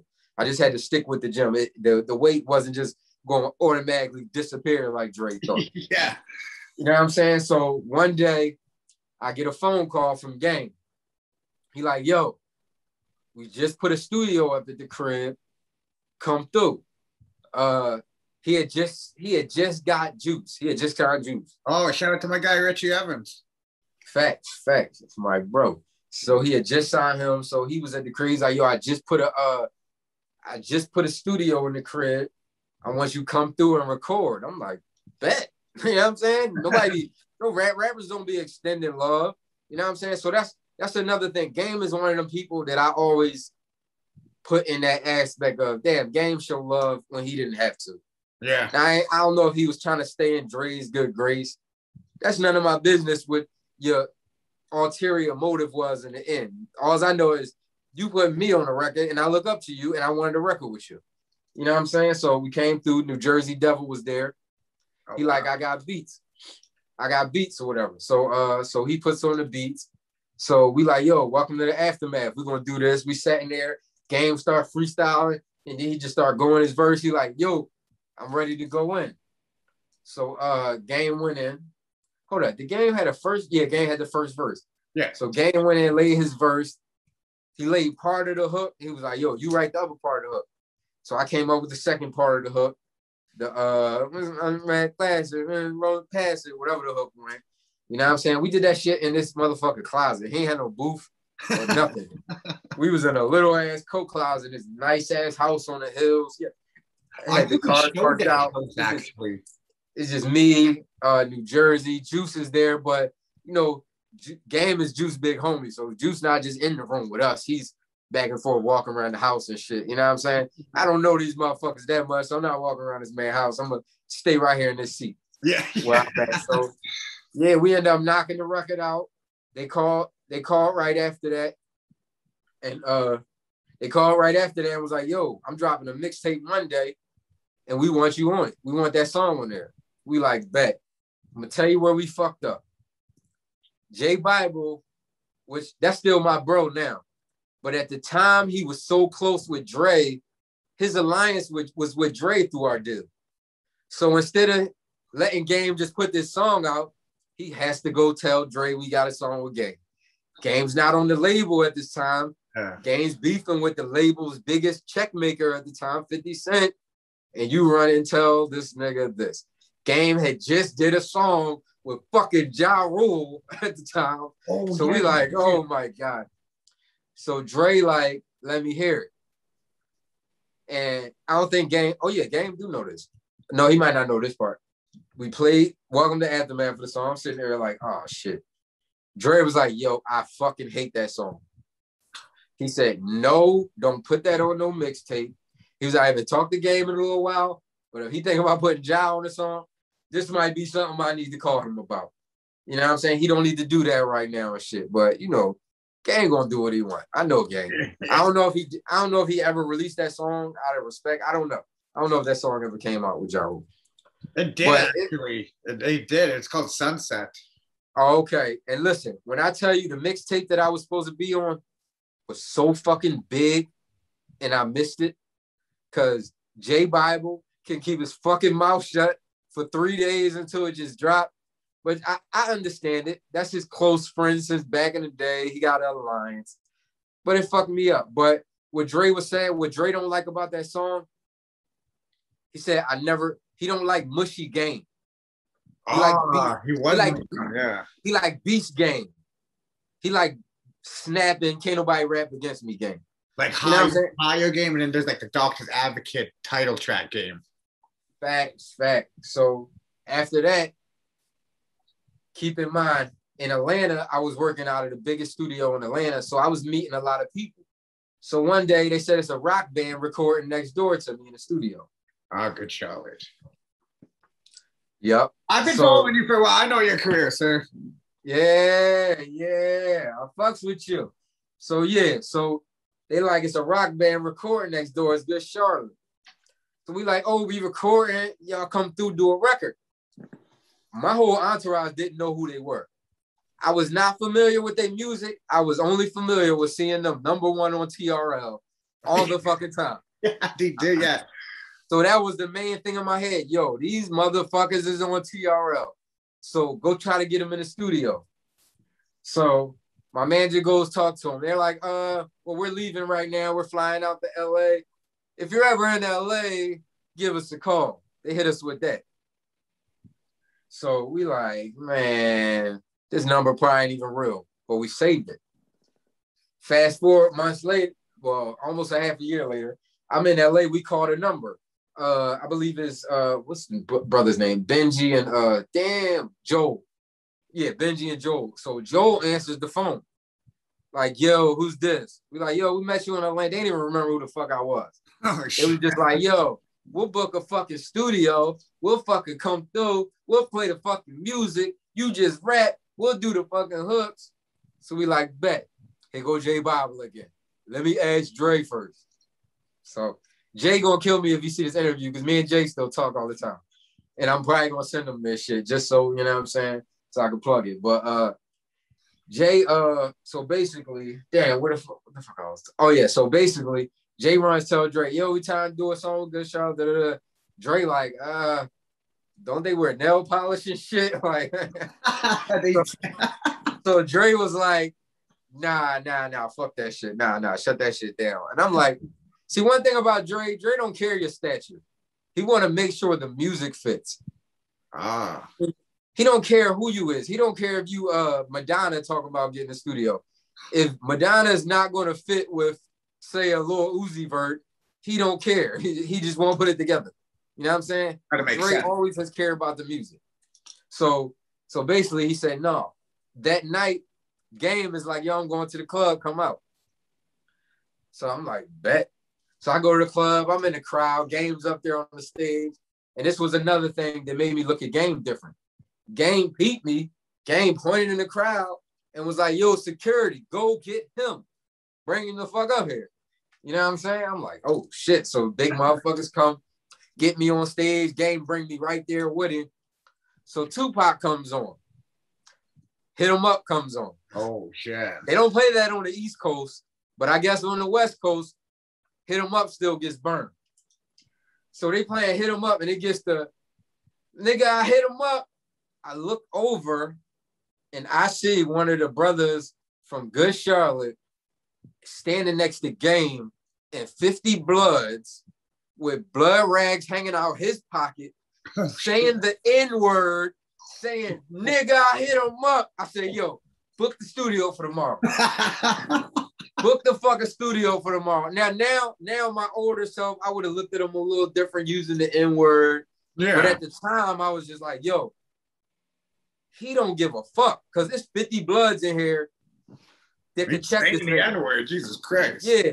And I'm with an OG crip nigga who pointing out certain Bloods with Game, like, yeah, he OG Blood. Like, he the people that make sure Game and all these other people good. And you know what I'm saying? He's the one that got Birdman in them blood and all that. He's in here. So I'm like, if this little white boy is in here saying this, book the studio. They came through the studio. I was like, yo, let's do a record.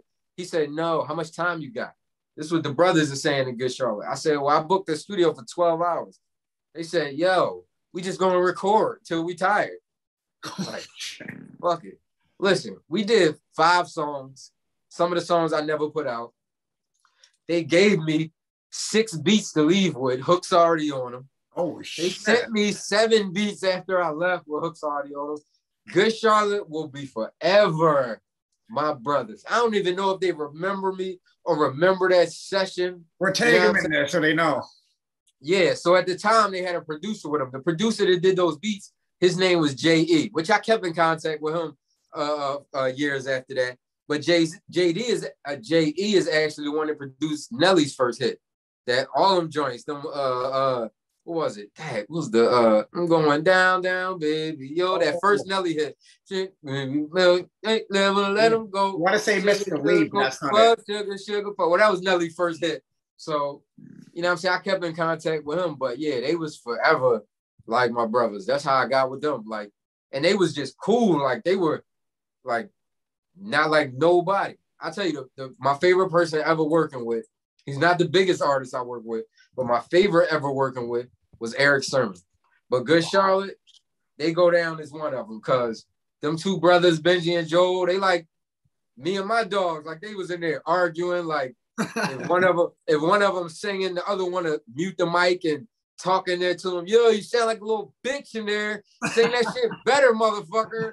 So it was just like a great experience. And if people know me, I'm a mood setter in the studio. So I had an open budget. So I was able to have them light 200 candles in there just to get that mood. Yeah.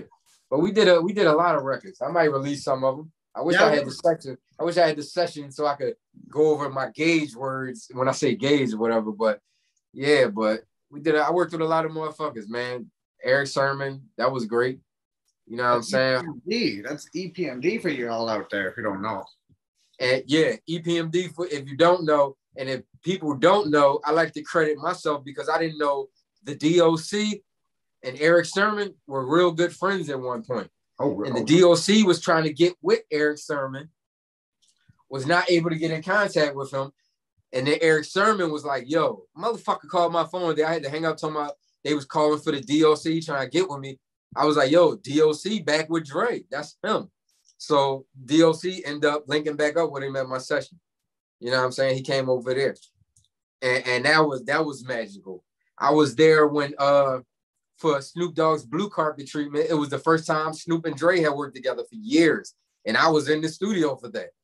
Yeah, because Dre's got 5 records there. I remember when that album, that was like, people were like, saying like, this is going to be like the second coming of Doggy. Yo, people were like going crazy for this blue carpet treatment album. Listen, that was amazing to see Dre and Snoop in the studio. Because I've been in the studio. It's like, I've been in the studio with DMX 1,000 times, but I never seen him at Swiss work. You know what I'm saying? I never seen, it's different. You know what I'm saying? So the chemistry is there in the history. Correct. So I walk in, Dre wasn't there yet. I walk in, Snoop's in there, Stat Quo's at the track board. I walk in. Keep in mind, I'm from Philly, living in Atlanta for a couple years. I don't know all this gang culture. I got a Phillies hat on, Red P. I didn't know that's Blood Pyru at the time. Sure. So I walk in the studio. Only person in there, I see DOC sitting there rolling up. He had like a trash bag full of weed or some crazy shit. And then I see this Asian dude, which I found out that's Snoop's guy to this day. You know what I'm saying? I don't know if it's his manager or his I don't know what he is. Runs his label. I don't know. But I walk in the studio room where Dre is at, which is Michael Jackson's old room. So there's a long desk when you walk in, like a desk you can sit at. The whole wall is filled with speakers. The long desk, they said, is because Michael Jackson used to get on there and moonwalk. So this long, crazy, right? So this long desk. So I walk in, it's nothing but it's a beat playing. That's that shit. He was doing a song with R. Kelly. R. Kelly wasn't there. He sent the vocals. So that's playing. Dre is there. I walk in, Snoop's there. Stat Quo's at the board. Stat Quo, I guess he was penning something for Snoop. So I walk over and just sit down. So Snoop see me. He looks right in my hat. He walks over. Snoop balls up on me and said, where the fuck you from, cuz? I'm like, yo, listen, if anybody knows Snoop is 6'3". He got to be 102 pounds. I'm like, yo, but he's still, like, that's when I knew Snoop is really a crip. Like, he ain't turning that shit off because we in the studio. If I'm a blood motherfucker and I say I'm from the wrong set, he might try to check me. So I'm like, I'm looking up at Snoop. I'm like, he like, where you from, cuz? I'm like, from Philly. He said, oh, you smoking, nephew? I'm like, shit. I said, listen. I said, shit, I got some weed too. He's like, well, roll that shit up then, cuz. Roll that shit up then, cuz. I said, it's already rolled up. He said, well, fire that shit up, cuz. You know what I'm saying? So now what I tell people, I've smoked with a lot of people in the game. I back to back with Scott Storch. I blew down with some of the best of them. Listen, when I tell you it was me and Stat Quo wasn't smoking. He said he don't smoke while he working something. It's me and Snoop only smoking. Why is it 3 blunts lit? It's only me and Snoop smoking. Snoop has 2 blunts. Jesus Christ. I have 1 blunt. I guess they were 2 different flavors, so he was mixing it. We're just passing back to back. And I tell people, Snoop is the only person that I've ever seen go in the booth and record while he was smoking. Now, keep in mind, I take my blunt in the studio with me. I hit it. I rap. If I fuck up on my rap or before my rap, you know what I'm saying, my breaks, I actually watch Snoop rap with the blunt in his mouth and smoke coming out. I tell people all the time, like, yo, Snoop the only person I ever seen rap in the booth while he was smoking. People be like, yo, I be in the booth all the time with my blunt. But you're not rapping while you're smoking. You take your breaks, so when you mess up or if you got a space in your line, you can hit it and then come back. Snoop was smoking. With smoke coming out, nostrils, everything. Only Snoop. So I'm leaving the studio. I got a session too, but I didn't want to leave because Dre wasn't there yet. And I'm like, damn, I don't want to leave because I want that experience of, you know what I'm saying? Ain't nobody else in here. It's no groupies, no entourage. This is artists. So these celebrities aren't acting like celebrities. I'm seeing these guys in their rawest form. You know what I'm saying? Which was great. So I'm leaving. I'm like, damn, I got a studio session. Should I cancel it? At this time, I was paying maybe $2,500 a day for studios, $2,500 to $3,000, because I would book 12-hour sessions. So I got the studio booked from 4 p.m. to 4 a.m. I'm high as shit. I'm higher than I ever been fucking with Snoop. Snoop got me higher than a fucking giraffe's ass. Listen, I'm walking out and Dre is pulling up. I'm like, damn, fuck, I missed it. If anybody know Dre, he don't roll deep. He roll with 2 security guards that don't look like they could do anything. The big guy is the sloppiest guy ever. The little guy is the tiniest guy ever. But these people are probably trained marksmen. You know what I'm saying? They're probably trained marksmen. So you don't want to try these guys. If somebody with Dre's stature running around Cali, this when Suge Knight was free. So Dre's moving in Cali and he got these 2 guys with him all the time. And they don't even come in the studio. They sit out front and play chess. So that was like, yo, these are some hitmen. Yeah. Dre got some hitmen. So I'm leaving, Dre's pulling up, and Dre like, damn, Snoop in there, did you get to meet him? I couldn't even talk. I just was like, yo, you see my eyes? You don't see my eyes? He said, he looked at my eyes, he said, oh yeah, you met Snoop. He's like, where you going? I was like, I got a studio session. I was lying. I was like, but I gotta use the restroom real quick before I leave, because I wanted to come in and see them 2 together. So I walk in. So Snoop is like, this one I knew how Dre really, really worked. Dre walks in, and Dre don't give a fuck who you are. Snoop like, yeah, we've been doing the verses. We've been working on this shit, cuz. So he plays That's That Shit. The verses that were originally on That's That Shit were changed maybe 30 times before the one that people heard. So Snoop, I don't know if you remember this day. I don't even know if Snoop remember I exist. So don't kill me for this. But Dre walked in, they played the verses. Dre was like, I ain't feeling that shit, and walked out. That'd be like something Dre would say too. Listen, Snoop was like, yo, I bet you if I hit this nigga in his head, cuz he'll feel that shit. Fuck you talking about, I don't feel that shit. But Snoop knows that's Dre, so Snoop was like, yo, delete them fucking verses. That was all I needed to see. I left. Now, if I came back days after that to see the whole recording process. I even tried to pin up some shit. It ain't for blue carpet treatment. It ain't make it at the time. I couldn't fully get in a Snoop zone. Yeah. I love Snoop, but being a Philly artist who's all about bars, they're telling me no bars, no direct shit only. Yeah. Like dumb your shit down. Not dumb your shit down, but not too many metaphors and all that. Just West Coast culture, they wanted like more of your right. Style. I was talking 6/4s and all that shit. They like, oh, that shit played out here. You know what I'm saying? I didn't know that at the time. You know what I'm saying? So people like Game eventually kept talking about 6/4s, but it was like it was like showing love to Cali. When at that time Snoop saying it would be like Snoop saying the same shit he already talked about on old albums. You know what I'm saying? So I wasn't in that mind frame. So basically, Snoop ended up finishing the album, put that shit out, but I was there for a lot of that shit. I was Aftermath. Another branch from the family tree. Did not believe in the game. Welcome me to Aftermath, but I'm